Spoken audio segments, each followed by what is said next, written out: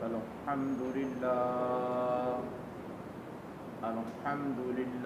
وحده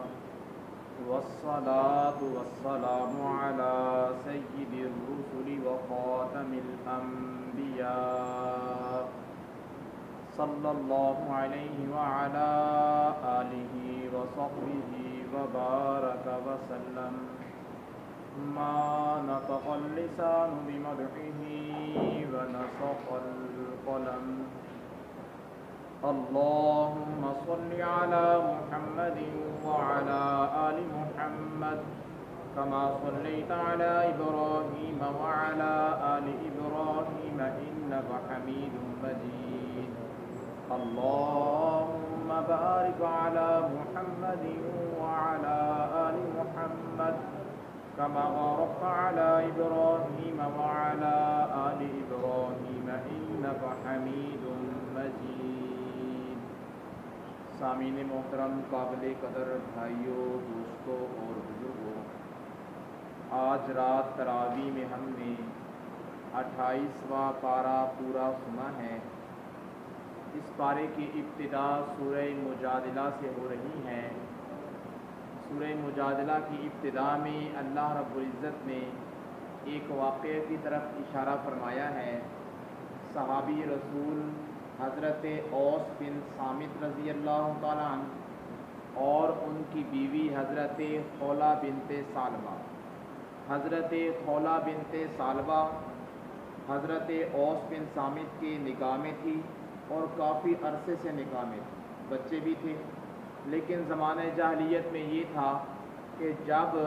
کوئی بھی خاوند اپنی بیوی کو اپنی ماں کے ساتھ تشبیہ دے دے تو اس وقت زہار نہیں بلکہ وہ زہار ایک طرح کی طلاق ہوتا تھا۔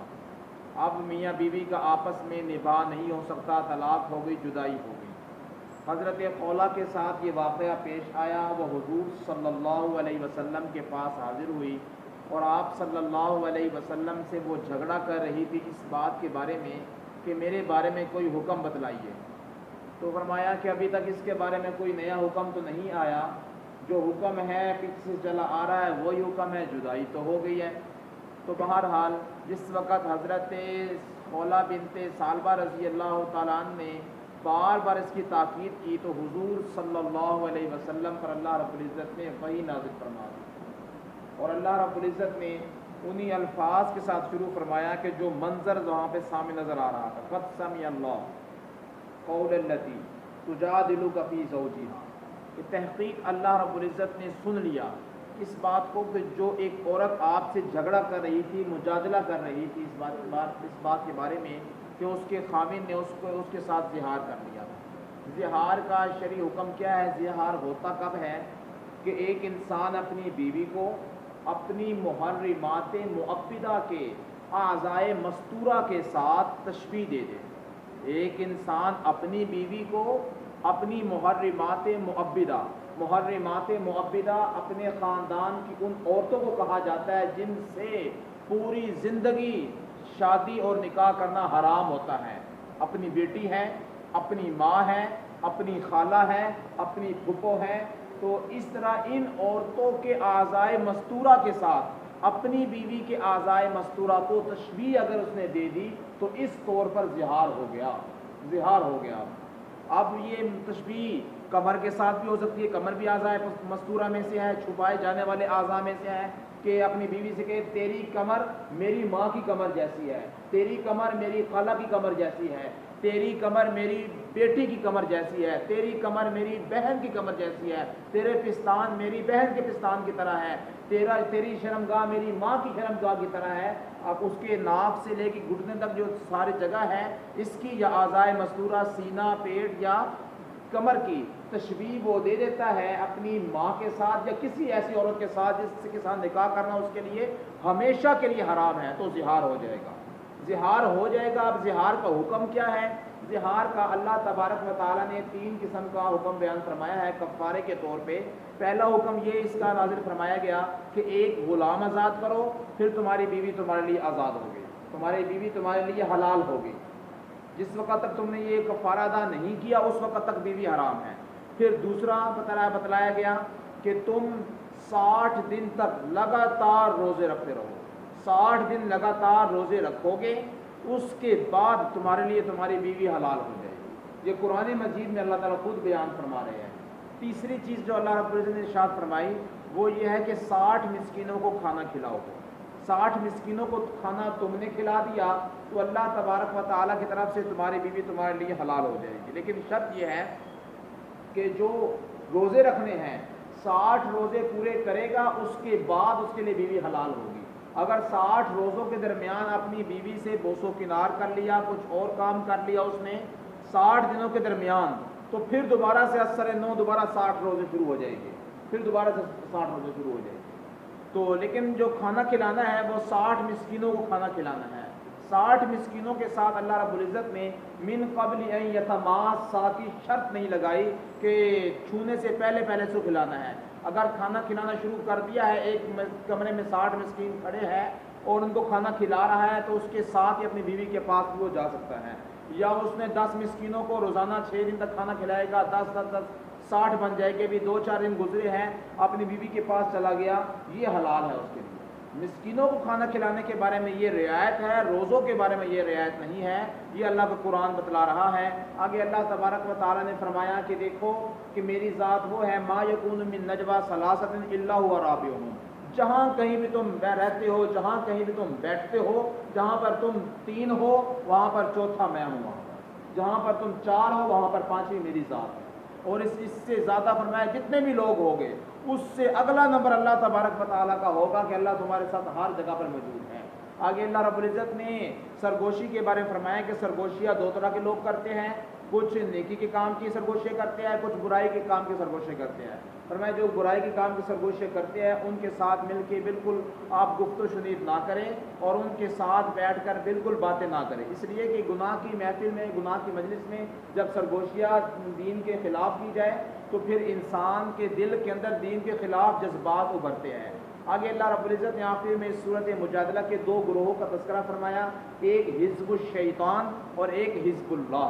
حزب اللہ اللہ کی جماعت کا تذکرہ جن کے لیے جنت اور جنت کی نعمتیں ہیں، حزب الشیطان شیطان کی جماعت جس کے لیے جہنم اور جہنم کے دردناک عذاب کا اللہ نے وعدہ کر رکھا ہے۔ آگے سورہ حشر ہے، سورہ حشر میں اللہ رب العزت نے حضور صلی اللہ علیہ وسلم جب مدینہ میں آئے تھے تو اس وقت مدینہ منورہ کے اندر یہودیوں کے بڑے بڑے قبیلے موجود تھے، جن میں سے قبیلہ بنو قریظہ کا واقعہ سورہ احزاب میں ہم بیان کر چکے ہیں، اور سورہ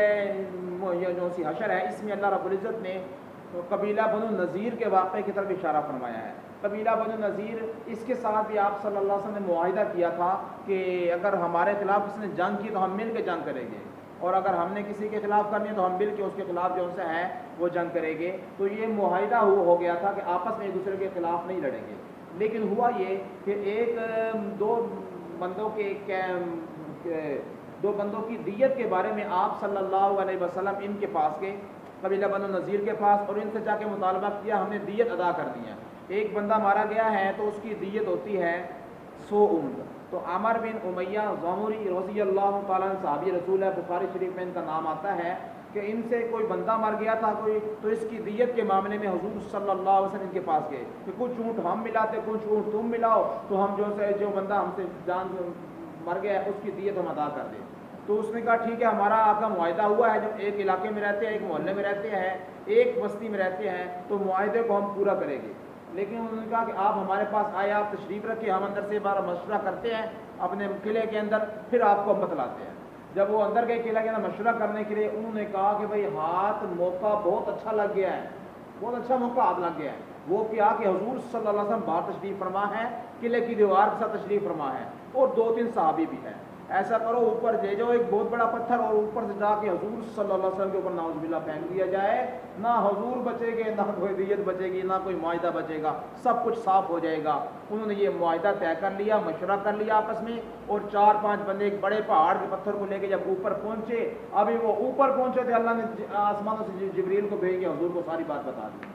ساری کی ساری بات ان کے سامنے کھول دی۔ حضور صلی اللہ علیہ وسلم کے جیسا جب ساری بات کھلی تو آپ صلی اللہ علیہ وسلم فوراً سے کھڑے ہو گئے اور اپنے صحابہ کو کھڑے ہونے کو کہا اور ان کے خلاف کہا کہ تم نے ہمارے ساتھ معاہدے کی خلاف ورزی کی ہے۔ انہوں نے کہا ہم نے کون سی خلاف ورزی کی ہے؟ تو حضور نے ساری بات ان کی بتا دی جو وہ اندر بند کمرے میں بیٹھ کے میٹنگ کر کے آئے تھے اور اوپر جو بندے چڑھائے تھے پتھر پھینکنے کے لیے کہ حضور صلی اللہ علیہ وسلم کو نعوذ باللہ قتل کر دیا جائے، شہید کر دیا جائے۔ جب ان کو یہ بات پتہ لگی تو وہ سارے دبک گئے۔ تو اللہ کے حبیب صلی اللہ علیہ وسلم ان کے ساتھ فیصلہ کن ایک مارکہ کیا گیا جس کے اندر سے ان کو سب کو بھگا دیا گیا، ان کو مدینہ کے اطراف سے، اور ان کو مدینہ کے اطراف سے بھگا کر بڑی دور جا کے انہیں پناہ پکڑی اور سارا ان کا مال جو ان سے ہے مال غنیمت کے طور پہ لے لیا گیا۔ تو یہ اللہ کے حبیب صلی اللہ علیہ وسلم کا ایک مارکہ تھا جو قبیلہ بنو نذیر کے خلاف غزوہ کیا تھا۔ تو اس کی اللہ تبارک و تعالیٰ نے کچھ واقعات کے اشارے اس کے اندر بیان کی گئے ہیں اور مال فے کا تذکرہ کیا گیا ہے۔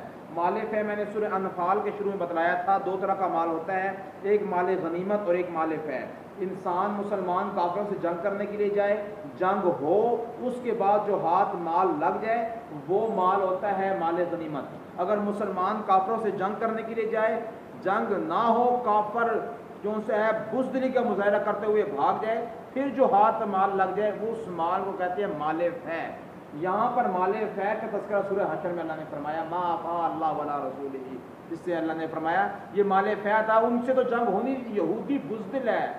دور کھڑے ہو کے بڑی بڑی باتیں کرے گا، لیکن جب اس کے سامنے مسلمان ایمان سے بھرے ہوئے سینے کے ساتھ سینہ تان کے آئے گا، یہودی بزدلی کا مظاہرہ کرتے ہوئے تم دوبارہ بات کرے گا۔ یہ اللہ تبارک و تعالیٰ کا قرآن کہتا ہے کہ ضربت علیہم الذلۃ والمسکنہ، ان کے اوپر ذلت اور مسکنت تھوپ دی گئی ہے ان کے اوپر، یہ کبھی بھی اہل اسلام کے مقابلے میں سینہ تان کر نہیں آ سکتے۔ آخر میں اللہ رب العزت نے قرآن مجید کا روب اور دبدبہ اور ہیبت کو اللہ نے ذکر فرمایا کہ قرآن کیا تم عام چیز سمجھتے ہو؟ لو انزلنا هذا القرآن على جبل لرأيته خاشعا متصدعا من خشیۃ اللہ، اگر یہ قرآن اللہ کہتے ہیں پہاڑوں پر ہم نازل کر دیتے تو یہ پہاڑ لرزہ برندام ہو جاتے، ریزہ ریزہ ہو جاتے۔ یہ اتنی بڑی اور ہیبت ناک چیز ہے۔ فرمایا کہ انسان نے اس کو قبول کیا ہے، وَكَانَ الْإِنسَانُ جَهُولًا، انسان تو بالکل جاہل ہے، لیکن اللہ تبارک و تعالیٰ نے انسان کے اوپر بڑا یہ احسان فرمایا ہے۔ ساتھ ہی اللہ رب العزت نے چند اپنے اسماء کا تذکرہ کیا ہے، هو اللہ الذی لا الہ الا هو عالم الغیب والشہادۃ الرحمن الرحیم، هو اللہ الذی لا الہ الا هو الملک القدوس السلام۔ کچھ اللہ نے اپنے صفات نام کا ذکر کیا ہے۔ آگے سورہ ممتحنہ ہے کہ اللہ فرماتے ہیں اے ایمان والو لا تتخذوا عدوی وعدوکم اولیاء تلقون الیہم بالمودہ، کہ تم دشمنوں کو اپنا دوست مت بناؤ۔ یہ آیات مبارکہ سورہ ممتحنہ کی اس وقت نازل ہوئی کہ جس وقت فتح مکہ ابھی ہونے والا تھا۔ فتح مکہ سن 8 ہجری میں ہوا ہے، فتح مکہ ہونے والا تھا۔ فتح مکہ سے پہلے آپ صلی اللہ علیہ وسلم نے صحابہ کے درمیان بیٹھ کے اپنا ارادے کو ظاہر فرمایا تھا کہ ہم فتح مکہ کی طرف مکہ کی طرف جائیں گے، وہاں پر فیصلہ کن ایک جنگ بھی کریں گے اور آخرکار ہم جو سے وہاں پر فتح پا لیں گے ہم۔ تو حضور صلی اللہ علیہ وسلم کا ارادہ یہ تھا، لیکن آپ صلی اللہ علیہ وسلم کے صحابہ میں ایک صحابی تھے جن کا نام تھا حاطب بن ابی بلتہ رضی اللہ تعالیٰ عنہ، بدری صحابی ہے، بڑے نیک انسان تھے، لیکن ان کے بیوی بچے وہیں پر تھے، ہجرت کر کے نہیں آئے تھے، خود ہجرت کر آ گئے تھے۔ انہوں نے کہا کہ دیکھو حضور صلی اللہ علیہ وسلم جہاں کا ارادہ کرتے ہیں وہیں پر فتح تو لازمی اور ضروری ہے۔ آپ صلی اللہ علیہ وسلم کے ساتھ اللہ کی 100% مدد یقینی ہے۔ اب بات یہ ہے کہ میرے بیوی بچے وہاں پر ہیں، حضور صلی اللہ علیہ وسلم وہاں پر جب حملہ کریں گے تو ایسا نہ ہو کہ میرے بیوی بچوں کو کچھ نقصان پہنچ جائے۔ تو انہوں نے کہا میں اہل قریش پر، عرب کے رہنے والے لوگوں کے اوپر، میں اہل مکہ کے اوپر کچھ احسان کر دوں، میں احسان کروں گا، کل کو وہ میرے گھر اور میرا جہاں سے وہاں پہ بیوی بچے ان کی طرح حفاظت کریں گے۔ تو اس غرض سے انہوں نے ایک آئی ہوئی عورت جو سی وہاں مکہ سے آئی ہوئی تھی یہاں پہ، اس کو ایک خط دے دیے چھوٹا سا، اور اس سے کہا کہ حضور صلی اللہ علیہ وسلم تمہاری طرف حملہ کرنے کا ارادہ کر رہے ہیں۔ اس خط کے اندر یہ بات لکھ دی، حالانکہ آپ صلی اللہ علیہ وسلم کی حالت یہ تھی کہ آپ صلی اللہ علیہ وسلم جب بھی کسی جنگ کی طرف جاتے تو آپ صلی اللہ علیہ وسلم اپنے ارادوں کو واضح نہیں کرتے تھے اور نہ کسی صحابی کو اجازت دیتے تھے کہ تو ہمارے ارادوں کو یا ہمارے اندر کی باتوں کو ان کافروں تک پہنچایا جائے۔ لیکن اس صحابی نے یہ کام کیا، خط لکھ کے جو سے وہ دے دیا، اور اس عورت نے جو سے اپنے بالوں کو جوڑوں کے اندر پھنسایا اس خط کو، اور وہ لے کر چلی گئی۔ اللہ تبارک و تعالیٰ نے جبرائیل علیہ السلام کے ذریعے اس خط کی ایک ساری اطلاع حضور کو عطا فرما دی، آپ صلی اللہ علیہ وسلم حاتم بن ابی بلتہ کو بلایا، ہاں بھائی کیا معاملہ ہے؟ تو حضرت حاتم بن ابی بلتہ رضی اللہ تعالیٰ نے کوئی بات نہیں کی، تو اللہ کے حبیب صلی اللہ علیہ وسلم نے حضرت علی کو بلایا اور ان کے ساتھ حضرت عمار بن یاسر رضی اللہ تعالیٰ عنہ کو بلایا، اور ایک اور صحابی تھے ان کو بلایا، اور ان کو بلا کر جو ہے آپ صلی اللہ علیہ وسلم فرمایا کہ جاؤ ان کی طرف جاؤ، فلاں فلاں جگہ جاؤ، ایک خاک نامی جگہ ہے، خاک باغ ہے، اس کے ساتھ ایک خاک نامی جگہ ہے، اس جگہ پر جب تم پہنچو گے نا تو وہاں پر ایک عورت جاری ہوگی، ایسے سے اس کی حیت ہوگی، ایسی سواری ہوگی، اس سے کہنا کہ خط دے دو واپس، خط دے دو واپس۔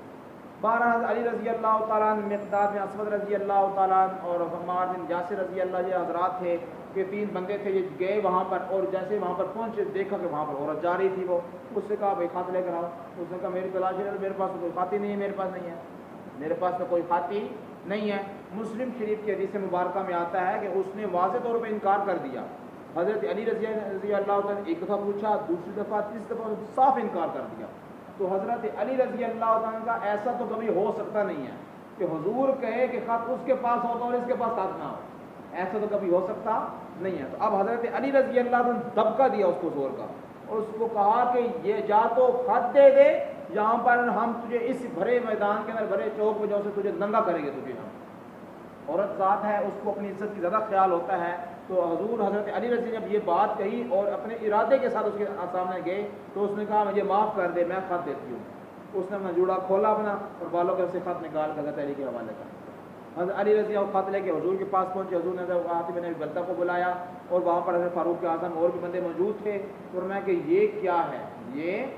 کیا ہے؟ ابھی یہ بات ہی کہی تھی کہ حضرت فاروق اعظم تلوار نے آم سے نکال کے کھڑے ہو گئے، یا رسول اللہ مجھے حکم دے میں اس منافق کا سر اتار دوں، حاتم بن ابی بلتہ کا، کہ اس نے اتنی بڑے جرم کیا کہ ہمارے راز کی بات کافروں تک پہنچانی چاہیے۔ تو حضرت حاتم بن ابی بلتہ رضی اللہ تعالیٰ نے کہا یا رسول اللہ میرے بارے میں ذرا جلدی نہ کریں فیصلہ کرنے کے لیے، میری ذرا بات سن لیں۔ تو حضرت عمر سے حضور نے فرمایا کہ ذرا ٹھنڈے ہو، ذرا یہ عام انسان نہیں، یہ بدری صحابی ہے، بدری صحابہ کے بارے میں اللہ نے قرآن میں اعلان کرے سارے جنتی ہے، اور فرمایا کہ ان کی بدر کے اندر شریک ہونے کے بعد یہ جو کچھ مرضی کرے اللہ تبارک و تعالیٰ ان کے کسی گناہ کے اوپر کوئی پوچھ نہیں فرمائے گی، ان کے بارے میں قرآن کے اندر اعلان ہو چکا ہے ان کے اندر، تو آپ ذرا ٹھنڈے ہو ذرا۔ تو ان کے بارے میں بات چیت کی گئی، تو باہر انہوں نے بتایا میرا یہ مقصد تھا، تو حضور نے فرمایا آپ کا یہ مقصد تو ٹھیک ہے اپنی جگہ پہ، لیکن اللہ تعالیٰ کو یہ مقصد پسند نہیں ہے۔ قرآن کی آیات آئی ہے، قرآن کی آیات پڑھ کے بتائی کہ تم ان کے کتنے بھی قریب ہو جاؤ، جتنی بھی ہماری باتیں بتا دو، جتنا بھی ان سے قریب ہو جاؤ، یہ کافروں کے دوست تو بن سکتے ہیں، تمہارے دوست نہیں بن سکتے۔ تمہارے دوست بننے کی ایک صورت ہے صرف کہ جب کہ تم خود یہودی بن جاؤ، مشرک بن جاؤ یا عیسائی بن جاؤ، پھر یہ تمہارے دوست بنیں گے، ورنہ یہ تمہارے دوست بننے کے لیے تیار نہیں ہے۔ تو اللہ نے صاف باتیں بیان فرما دی۔ آگے فرمایا یا ایھا الذین آمنوا اذا جاءکم المؤمنات مہاجرات فامتحنوہن، جو تمہارے پاس ہجرت کر کے مکہ سے مدینہ عورتیں آ رہی ہے، ان کی ذرا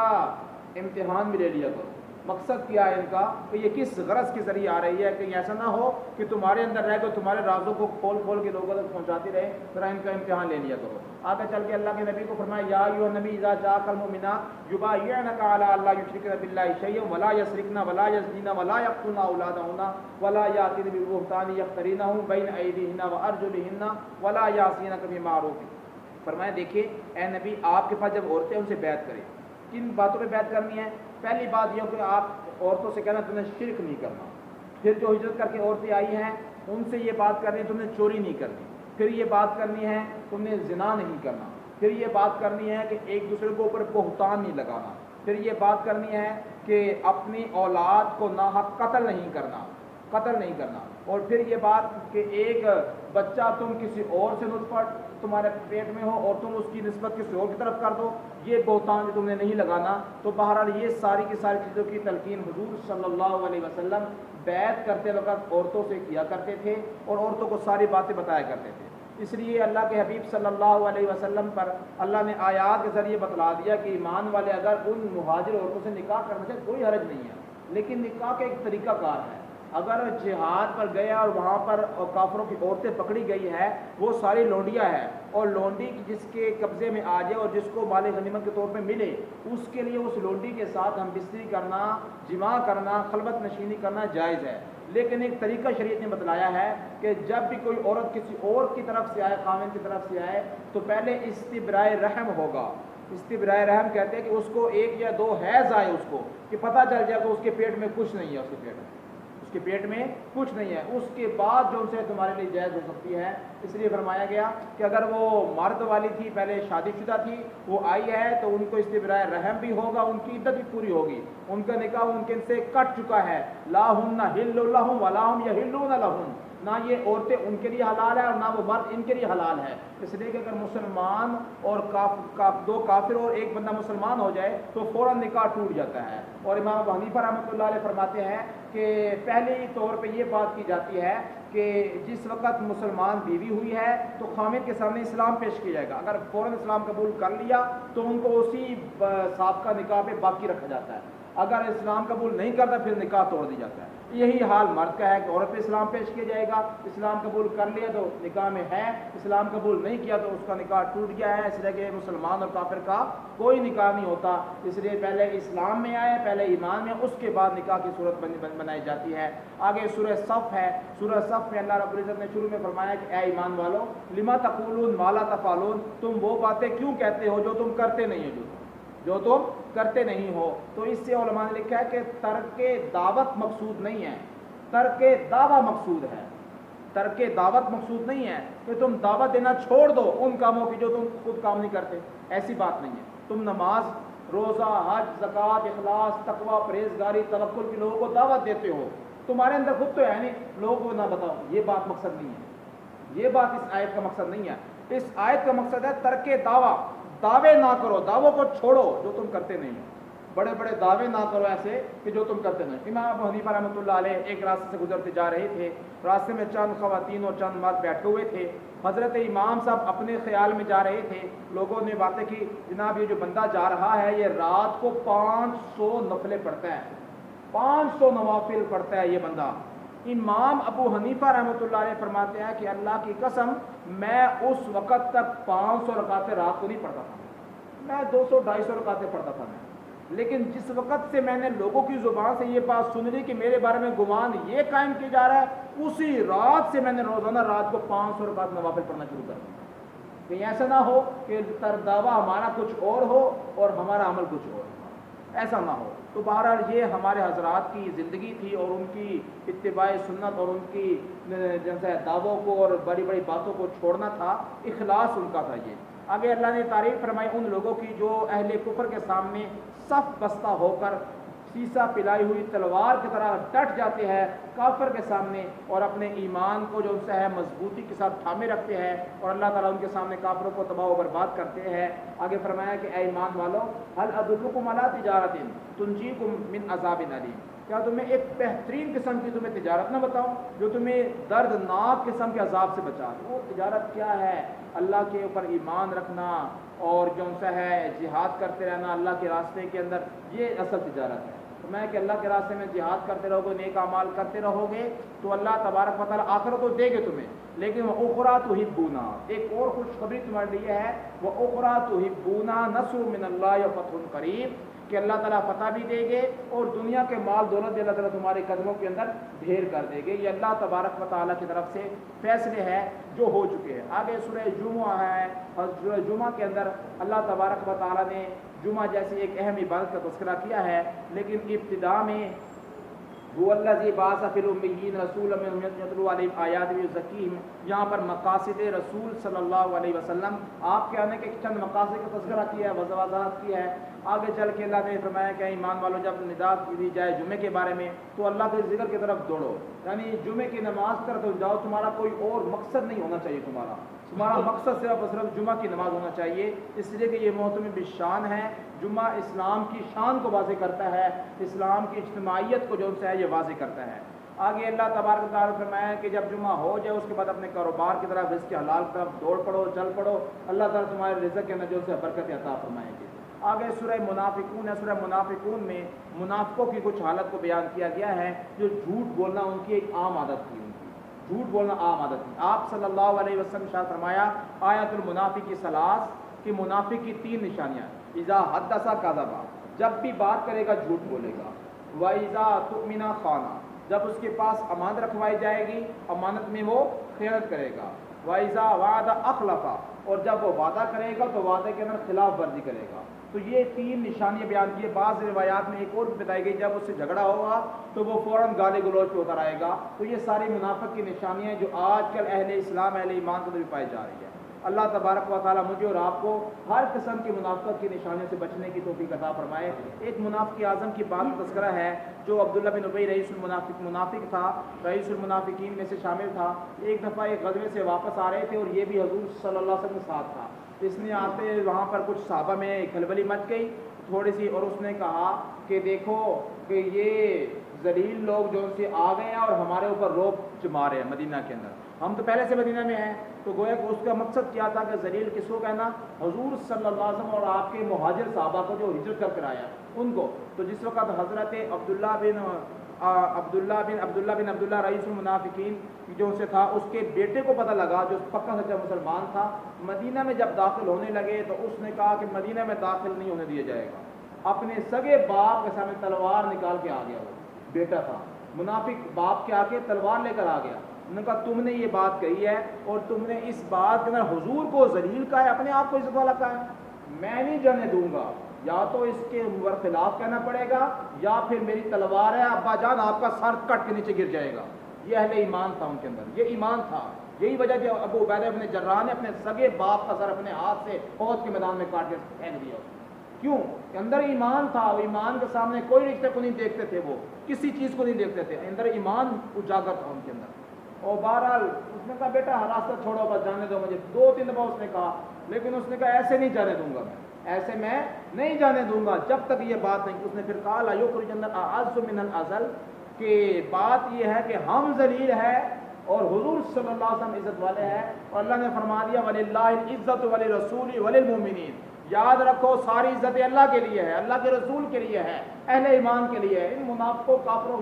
فاسقوں کے لیے کوئی عزت نہیں ہے کوئی۔ تو بہرحال جس وقت اس نے اقرار کیا تو پھر وہ مدینہ میں داخل ہوا، ورنہ اس کو داخل ہونے نہیں دیا گیا۔ آگے فرمایا اے ایمان والو لا تلہکم اموالکم ولا اولادکم عن ذکر اللہ، کہ تمہاری اولاد اور تمہارے مال تم کو اللہ کی یاد سے غافل نہ کر دے۔ بس اوقات انسان مال کمانے میں، اپنی اولاد کی پرورش میں، بھائی رزق حلال بھی تو عبادت ہے، صبح سے لے کے شام تک ریڑھی لگاتا ہے لیکن نمازیں چھوڑ دیتا ہے، حلال حرام کا اہتمام نہیں کرتا، جھوٹ رج کے بولتا ہے، جھوٹی قسمیں کھاتا ہے، رشوت لیتا ہے، دیتا ہے، سارے کام کر رہا ہوتا ہے، پھر کہتے ہیں جناب رزق بھی کمانا عبادت ہے۔ جناب بھائی وہ عبادت بعد کے درجے کی ہے، پہلے تو اللہ کی کام پورے کرنے پڑیں گے۔ فرمایا روزے قیامت سب سے پہلے حساب جس چیز کا ہوگا وہ نماز کا ہوگا۔ ایک حدیث نہیں، سینکڑوں حدیثوں میں یہ بات بیان کی، اگر نماز اچھی نکلی باقی سارے کام، تمہارا رزق حلال کمانا، حقوق العباد ادا کرنا، سب کام تمہارے ٹھیک نکلے گی۔ اگر نماز خراب نکلی تو حضور فرما رہے تمہارے سارے کام خراب نکلے گے۔ تو مطلب یہ ہوا کہ پہلے ان کاموں کو بھی درست کرنا پڑے گا، یہ سارے جو اللہ کے حقوق ہے ان کو بھی ادا کرنا لازمی اور ضروری ہے۔ تو آگے چل کے اللہ نے سورۃ تغابن کے اندر یوم تغابن کا تذکرہ کیا ہے۔ یوم تغابن قیامت کا دوسرا نام ہے۔ اس دن جمع کیا جائے گا ہر قسم کے انسانوں کو، اور اللہ تبارک و تعالیٰ کے ہاں سارے سامنے لوگ پیش ہو گئے۔ اللہ نے فرمایا کہ ایمان اور کفر کے راستے دونوں کے سامنے تھے، جس کا دل چاہ اس نے کفر کا راستہ اختیار کر لیا، جس کا دل چاہ اپنے اختیار سے ایمان کا راستہ اختیار کر لیا۔ لیکن روز قیامت پتہ لگ جائے گا کون فائدے میں ہے اور کون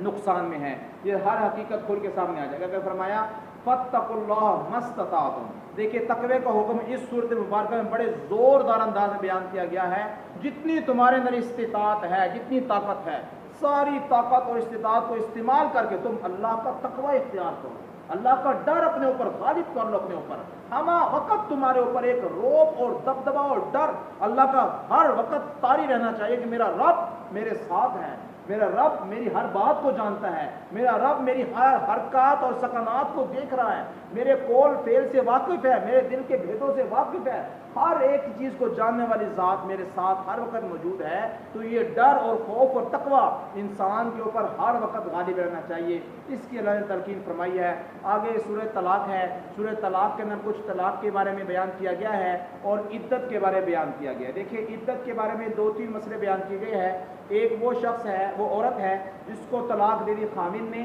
اب اس کو حیض بھی آتا ہے، جوان ہے، حیض بھی آتا ہے، طلاق ہوگی تو اب 3 حیض اس کی عدت ہوگی۔ جب 3 حیض پورے ہو گئے اس کی عدت پوری ہو جائے گی، اس کی عدت اگلی بات یہ ہے کہ ایسی عورت جو حیض سے مایوس ہو چکی ہے، بوڑھی ہو گئی ہے، اب عموماً جو سے عورتوں کو 50-55 سال تک یا زیادہ سے زیادہ 60 سال سے پہلے تک حیض آنا بند ہو جاتا ہے ان کا، تو بہرحال اس کو حیض آنا بند ہو گیا، اس کا خامن فوت ہو گیا ہے، تو اب اس کی عدت جو سی ہوگی، خامن اگر فوت ہو گیا ہے تو پھر تو 4 مہینے 10 دن اس کی عدت ہوگی، اگر خامن اس کو طلاق دے دیا اور بیوی کو حیض نہیں آتا اب اس کی عدت 3 مہینے ہوگی۔ تو یہ ساری چیزیں اللہ تعالیٰ نے عام انداز میں بیان کی ہے۔ آگے فرمایا کہ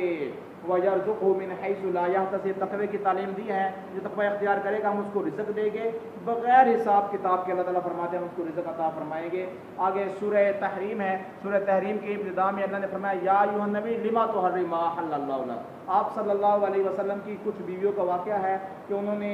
آپ صلی اللہ علیہ وسلم کو شہد کھلایا اور آپ صلی اللہ علیہ وسلم سے اس بات کے بارے میں قسم اٹھوا لی کہ آپ صلی اللہ علیہ وسلم شہد نہیں کھائے گے، تو آپ نے فرما دی ٹھیک ہے میں شہد نہیں کھاؤں گا، آپ صلی اللہ علیہ وسلم نے قسم کھا دی تھی، لمبا واقعہ ہے، لیکن حضور صلی اللہ علیہ وسلم ایک حلال چیز کے نہ کھانے پہ قسم کھائے، اللہ نے فوراً قرآن نازل فرمایا اے نبی آپ کون ہوتے ہیں اللہ کی حلال چیز کو حرام کرنے والے، حلال حرام تو ہمارا کام ہے، آپ کون ہوتے ہیں؟ تو اللہ نے واضح طور پہ بیان فرما دیا، اور آگے جو بیویوں کی آپس میں سرگوشیاں ہوئی تھی، میٹنگ طے ہوئی تھی، وہ سارے اللہ نے بیان فرما دی، بھائی سارا نبی اللہ بعض ازواجنا، تو ساری کی ساری چیزیں اللہ نے بیان فرما دی۔ آگے چل کے اللہ رب العزت نے اہل ایمان کو توبہ کا حکم دیا، اے ایمان والو توبہ کرو، توبۃ نصوحا، پکی اور سچی توبہ کرو۔ توبہ نصوحا کے بارے میں مفسر نے کہا تنزیہ الذنب عن القلب، کہ دل سے گناہوں کے ارادے بھی زائل ہو جائے، چھٹ جائے، صاف ہو جائے۔ بس اوقات انسان توبہ تو کرتا ہے گناہوں سے، لیکن دل کے اندر بڑے ارادے چھپے ہوئے ہوتے ہیں۔ وہ ارادے کب واضح ہوتے ہیں؟ جب انسان کے پاس اسباب واضح ہوتے ہیں،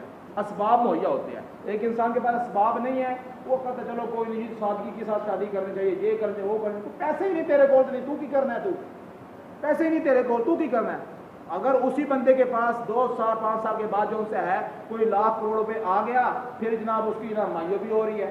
پھر مہندی بھی ہو رہی ہے، پھر گھر کے اوپر لائٹنگ بھی ہو رہی ہے، پھر جناب جو نا بیلے بھی پھینکی جا رہی ہے، لوگوں کے کجروں کے اوپر، ناچنے والوں کے اوپر، سارے کام ہو رہے ہیں۔ بھائی ساری باتیں ہیں تنزیہ الذنب عن القلب، اندر سے گناہوں کے ارادے کو صاف کرنا، اپنے اندر اسباب ہو یا نہ ہو سب کچھ صاف کرنا۔ بھائی ایک انسان کو اللہ نے آنکھیں ہی نہیں دی، وہ کہتا ہے میں بد نظری نہیں کرتا، کسی بھی ماں بہن نہیں دیکھتا میں، بھائی تیرا کیڑا کمال ہے، تیرے کو دیکھا ہی نہیں۔ کمال تو اس کا ہے جس کو اللہ نے آنکھیں بھی دی، وہ پھر بھی کسی کی ماں بہن کو نہیں دیکھتا، پھر بھی وہ کسی کے اوپر گندی نظریں نہیں ڈالتا، تو یہ اصل کمال ہے۔ تو فرمایا مال پیسہ ہو، دولت ہو، جب مال پیسہ آتا ہے، دولت آتی ہے، جائیداد آتی ہے، انسان کو پاس کروڑوں آتا ہے، تو شیطان سب سے پہلے اس کے اندر ایک چیز داخل کر دیتا ہے، وہ ہے تکبر۔ تکبر کسے کہتے ہیں؟ اپنے آپ کو اچھا سمجھنا، دوسرے کو حقیر سمجھنا، دوسرے کو حقیر سمجھنا، تکبر اس کے اندر داخل کر دیتا ہے، تو یہ سارے کام شامل ہو جاتے ہیں۔ تو بہرحال اسباب ہو یا اسباب نہ ہو، دونوں حالتوں کے اندر گناہ کے ارادے اندر سے صاف ہو جائے، اسے کہتے ہیں توبہ نصوحا۔ اللہ تعالی ہم سب کو یہ توبہ نصوحا عطا فرما دے۔ آگے چل کے اللہ نے 4 عورتوں کا ذکر کیا، اور یہ پارہ 28 وقت ختم ہو رہا ہے۔ 4 عورتوں میں 2 عورتیں گناہ گار تھیں، 2 عورتیں نیکوکار تھیں۔ 2 عورتیں جو گناہ گار تھیں ان کا کون کون سی ہیں؟ ایک حضرت لوط علیہ السلام کی بیوی، اور دوسری حضرت نوح علیہ السلام کی بیوی۔ حضرت لوط علیہ السلام کی بیوی کا نام تھا واعلہ، اور حضرت نوح علیہ السلام کی بیوی کا نام تھا واحلہ۔ یہ دونوں کافرہ تھی، ان دونوں نے نبی کی بات کو نہیں مانا، اگرچہ نبی ان کا خامن بھی تھا، اللہ نے ان کو تباہ و برباد کر کے دکھا۔ دوسری 2 عورتوں کا تذکرہ کیا گیا، ایک جناب مریم کا تذکرہ ہے اور ایک جناب آسیہ کا تذکرہ ہے۔ حضرت آسیہ اگرچہ وہ فرعون کے نکاح میں تھی، لیکن ایمان لے آئی، اللہ نے ان کا مقام اور مرتبہ بلند کر کے دکھا دیا۔ اللہ کے حبیب صلی اللہ علیہ وسلم نے کہ عورتیں تو بہت سی گزری ہے، مرد تو بہت سے کامل گزرے ہیں، لیکن نیک اور کامل عورتوں میں صرف چند عورتیں ہیں، جن میں حضور نے فرمایا کہ ایک مریم بنت عمران ہے، ایک حضرت آسیہ ہے،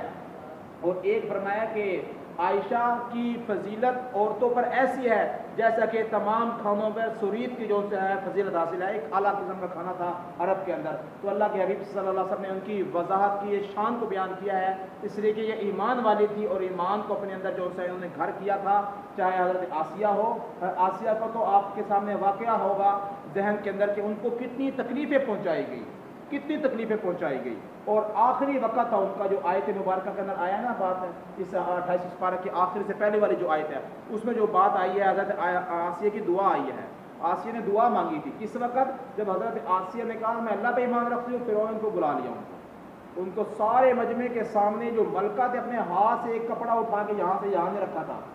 اتنی ناز و نعمتوں والی تھی حضرت آسیہ، لیکن ایمان لے آئی۔ اس نے سارے دربار کے سامنے حضرت آسیہ کو اکٹھا کیا اور ایسے سلوب پھڑے کی طرح بنایا، اس کے اوپر حضرت آسیہ کو کھڑا کیا گیا۔ ان کا وقت ہے موسیٰ علیہ السلام اور اللہ موسیٰ کے رب کا انکار کر دو، میرے رب کے اقرار کرو۔ فرمایا کہ نہیں، یہ کام نہیں ہو سکتا۔ انہوں نے کہا یہاں پہ کھڑے ہو کے ان کے کپڑے اتار دو، ان کے کپڑے اتار دو۔ آخر کار ان کو سیدھا لٹا کے اس تھڑے کے اوپر، ایسا تھڑا تھا کہ تھڑے کے اوپر اگر لیٹے انسان تو پورا محل فرعون کا پورا نظر آتا تھا، پورا نظر آتا تھا، پورا محل نظر آتا تھا۔ اس نے ایسے ہاتھ لگا کہ ہاتھوں پہ میخیں گاڑ دی گئی، ہاتھوں کے اندر میخیں گاڑ دی گئی جو ہاتھ کے اندر سے ہو کے زمین پر کھب گئی، جہاں پہ ہاتھوں پہ پاؤں پہ۔ تو جس کو دیکھ کے اس نے کہا کہ اب اس کی جسم سے کھال اتارنا شروع کرو تاکہ اس کو اذیت دے دے کے مارا جائے اور اس کی آنکھوں کے سامنے میرا محل ہو۔ اگر میں فرعون کو رب مان لیتی تو سارا محل میرے لیے تھا،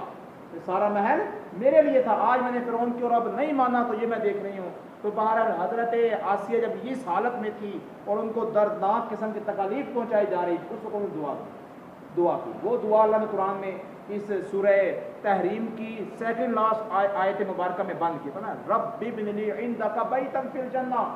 میرے مولا یہ اس گھر کی بات کرتا ہے، تو میرے لیے جنت کے اندر گھر کا انتظام کر دے، لیکن گھر بھی ایسے ہو رب ابن لی عندک، جو تیرے قریب ہو میرے مولا، میرے مولا تیری ذات کے قریب ہو۔ علماء نے لکھا ہے جنت تو بہت سی ہے، جنت الفردوس ہے وہ اللہ کے زیادہ قریب ہے، زیادہ قریب ہے، اور جنت الفردوس میں جو سب سے اعلیٰ مقام ہے وہ حضور صلی اللہ علیہ وسلم کا مقام ہے، اور اس مقام، وہ مقام سب سے زیادہ اللہ تعالیٰ کے قریب ہے، اللہ نے اپنے محبوب کو جو دیا ہے جنت کا سب سے اونچا مقام۔ لیکن اب دعا مانگی حضرت آسیہ نے تو اللہ تعالیٰ نے کیا فرمایا کہ آسیہ تیری قربانی تو بہت بڑی ہے، بادشاہ کی بیوی تھی، ملکہ تھی، حکمرانی تھی، سب کچھ تھا، تو نے سب کچھ میرے لیے قربان کیا، میرے لیے گھر مانگتی ہے، اور گھر کا مطالبہ تو نے کیا عندک، میرے مولا جو تیرے ساتھ ہو، تیرے قریب ہو۔ اللہ نے فرمایا کہ جو میرے ساتھ ہے، جو میرے قریب گھر ہے، وہ تو میں نے اپنے محبوب محمد رسول اللہ کو دے دیا ہے، وہ تو کسی کو مل سکتا نہیں ہے، لیکن تیری قربانی بھی ضائع کرنے والی نہیں ہے۔ ایسا کرتا ہوں تجھے اپنے محبوب کی بیوی بنا دیتا ہوں، تجھے اپنے محبوب کی بیوی بنا دیتا ہوں۔ جب حضرت خدیجہ فوت ہو رہی ہے، حضور کی پہلی بیوی، حضور نے کیا فرمایا، جا کے اپنی سوکن کو میرا سلام کہنا، اللہ نے عرشوں پہ میرا نکاح سے کر دیا ہے، اللہ نے پہلے سے میری بیوی بنا دی اللہ تعالیٰ نے۔ تو یہ اللہ تبارک و تعالیٰ کسی کی قربانی کو ضائع نہیں کرتے، جو دین کے لیے ایمان کے لیے قربانی دیتا ہے اللہ اس کی قدر کرتے ہیں۔ اللہ تبارک و تعالیٰ مجھے اور آپ کو صحیح طریقے سے سمجھنے کی، عمل کرنے کی توفیق عطا فرمائے۔ وآخر دعوانا الحمدللہ۔